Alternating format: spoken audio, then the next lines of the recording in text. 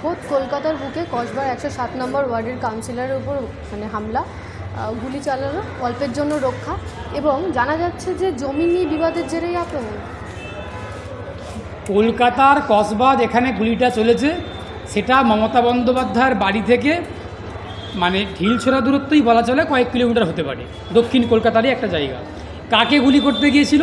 তৃণমূল কংগ্রেসের একজন কাউন্সিলর। তিনি কে? মমতা বন্দ্যোপাধ্যায়ের কর্মী, মমতা বন্দ্যোপাধ্যায়ের অনুপ্রাণিত এবং মমতা বন্দ্যোপাধ্যায়ের তৃণমূলের কর্মী। তাকে গুলি করছিল। কারা গুলি করছিলেন? বিহার থেকে দুষ্কৃতীরা এসেছিল। সেই পরিপ্রেক্ষিতে ফিরহাদ হাকিম কলকাতার মেয়র কি বলেছেন? Enough is enough, Kolkata police অবিলম্বে ব্যবস্থা নিক। এই ঘটনাটা কি ঘটেছে? মমতা বন্দ্যোপাধ্যায় বলছেন পশ্চিমবঙ্গের আইন শৃঙ্খলা একদম ঠিক আছে।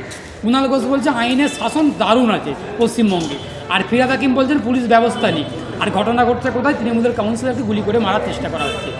এই যে ঘটনা, এই প্রশাসন, কলকাতা পুলিশ এবং প্রশাসন যে বেআব্রু, কলকাতা পুলিশ এবং প্রশাসন যে একদম পুরোপুরি ব্যর্থ, এটা চূড়ান্ত উদাহরণ। বাইরের রাজ্য থেকে অস্ত্র কলকাতার মধ্যে ঢুকছে। কলকাতার একটা ঐতিহ্য আছে, কলকাতার একটা গরিমা, একটা অহংকার আছে, রাজধানী পশ্চিমবঙ্গের। সেই কলকাতার গরিমাকে, ঐতিহ্যকে তৃণমূল কংগ্রেস দায়িত্ব সহকারে, মমতা বন্দ্যোপাধ্যায় নিজে হাতে সেই কলকাতার গরিমাকে নষ্ট করছে। আইন শৃঙ্খলাটা একদম কবরে চলে গেছে। আইন শৃঙ্খলা বলে কিচ্ছু নেই। মমতা বন্দ্যোপাধ্যায়ের উচিত, এতদিন পর্যন্ত বিরোধী রাজনৈতিক কর্মীরা তারা অভিযোগ করতেন যে রাজ্যের আইন শৃঙ্খলা নেই। আজকে বা গতকালকে ফিরহাদ হাকিমের বক্তব্যের মধ্যে দিয়ে প্রমাণ হয়েছে যে সত্যিই রাজ্যের আইন শৃঙ্খলা নেই, কলকাতার আইন শৃঙ্খলা নেই, এবং পুলিশ মন্ত্রী মমতা বন্দ্যোপাধ্যায় আইন শৃঙ্খলা রক্ষা করতে ব্যর্থ, পুলিশ প্রশাসন, পুলিশ দপ্তর রক্ষা করতে ব্যর্থ হয়েছেন। ফিরহাদ হাকিমের বক্তব্যটা পরোক্ষে মমতা বন্দ্যোপাধ্যায়কে বার্তা দেওয়া হলো, আপনি পদত্যাগ করে বাংলাকে বুঝিয়ে দিন যে আপনার দপ্তর ব্যর্থ, আপনি ব্যর্থ পুলিশ বা আইন শৃঙ্খলা রক্ষা করতে। এ হচ্ছে ব্যাপার। আর আমার বক্তব্য হচ্ছে, মমতা বন্দ্যোপাধ্যায় যদি রক্তে মাংসের মানুষ হয়ে থাকেন, মমতা বন্দ্যোপাধ্যায়ের মধ্যে যদি ন্যূনতম লজ্জা এবং ঘৃণাবোধ থেকে থাকে, আমাদের মধ্যে যেমন আছে মানুষের মধ্যে, তেমন যদি ওনার মধ্যে থেকে থাকে, তাহলে উনি এই কসবা কাণ্ডের, আরজিকর কাণ্ডের সামগ্রিক সমস্ত কাণ্ডের দায় নিয়ে পদত্যাগ করে প্রমাণ করুক যে উনি মমতা বন্দ্যোপাধ্যায়, উনিও আমাদের মতো বা আপনাদের মতো রক্তমাংসেরই মানুষ। উনি কোনো আফ্রিকার বিরল প্রজাতির অন্য কোনো প্রাণী নন। ডিআর লটারি নামে একটা কোম্পানি, যেটা কিনা দেখা গেছিলো গত লোকসভা ভোটেও তৃণমূলকে প্রায় 500 কোটি টাকারও বেশি ইলেকট্রাল বন্ড দিয়েছিল, যেটা ইলেকট্রাল লড়তে সাহায্য করেছে। সেই লটারি, সেই কোম্পানির এখন দুর্নীতির অভিযোগ। ইডি পুরো দেশ জুড়ে তল্লাশি করে 9 কোটি টাকা উদ্ধার, এবং খোদ পশ্চিমবঙ্গে, শুধুমাত্র পশ্চিমবঙ্গে 3 কোটি টাকা উদ্ধার।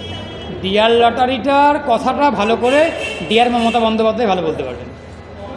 ডিআর লটারির কথাটা ডিআর অনুব্রত মণ্ডল খুব ভালো বলতে পারবেন। যারা এই ডিআরের সঙ্গে সম্পর্ক, ডিআর লটারির সঙ্গে, তারা ভালো বলতে পারবেন। এখন এই বাংলাতে একের পর এক কেলেঙ্কারি আপনারা দেখেছেন, আমরা দেখেছি, একের পর এক কেলেঙ্কারি। কোনো কিছুতে কেলেঙ্কারি বাকি নেই। ট্যাব কেলেঙ্কারি, বন্যার ত্রিপল কেলেঙ্কারি, চাল কেলেঙ্কারি, ডাল কেলেঙ্কারি, কয়লা কেলেঙ্কারি, কী কেলেঙ্কারিতে বাকি আছে? শুধুমাত্র বাকি আছে মৃতদেহকে নিয়ে কেলেঙ্কারি করতে। তাও হয়ে গেছে, আপনারা যদি খবর নিয়ে দেখেন আপনারা জানতে পারবেন, সেটাও হয়ে গেছে। সুতরাং এখানে কোনো কিছু কেলেঙ্কারি আর বাকি নেই। কোনো শিশু কেলেঙ্কারি, নারী কেলেঙ্কারি, যত রকমের কেলেঙ্কারি আছে। আসলে সরকারটাই তো কেলেঙ্কারির সরকার, আর মমতা বন্দ্যোপাধ্যায় তো কেলেঙ্কারির নেত্রী। সুতরাং এই কেলেঙ্কারির সরকারের নেত্রী যেমন কেলেঙ্কারি হবে। শেষতম সংযোজন ডিআর লটারি। ওই ডিআর লটারির কেলেঙ্কারির গল্পটা ডিআর মমতা বন্দ্যোপাধ্যায়কে গিয়ে জিজ্ঞাসা করুন, আপনারা সাংবাদিকরা, উনি ভালো বলতে পারবেন, ভালো জানেন। এখন কালো টাকাকে সাদা করার কৌশল এই তৃণমূলের আমলে বাংলায় খুব ভালো করে, খুব সিস্টেম ভালো হয়েছে। এখানে না আছে আয়কর আইন, না আছে আপনার কোনো রকমভাবে কী বলবো, কোনো রকম কোনো আইন এখানে নেই। কোনো আইনে ইনকাম ট্যাক্স আইন নেই, মানি লন্ডারিং আইন নেই, কোনো আইন পশ্চিমবঙ্গের ক্ষেত্রে লাগু নেই। যা কিছু আইন আছে গোটা রেস্ট অফ ইন্ডিয়া, পশ্চিমবঙ্গের ক্ষেত্রে কোনো রকমভাবে কোনো আইন নেই। গোটা ভারতবর্ষে কিন্তু সমস্ত আইন আছে, কিন্তু পশ্চিমবঙ্গের ক্ষেত্রে কোনো আইন কারণ কিছু নেই। মমতা বন্দ্যোপাধ্যায় জামানা।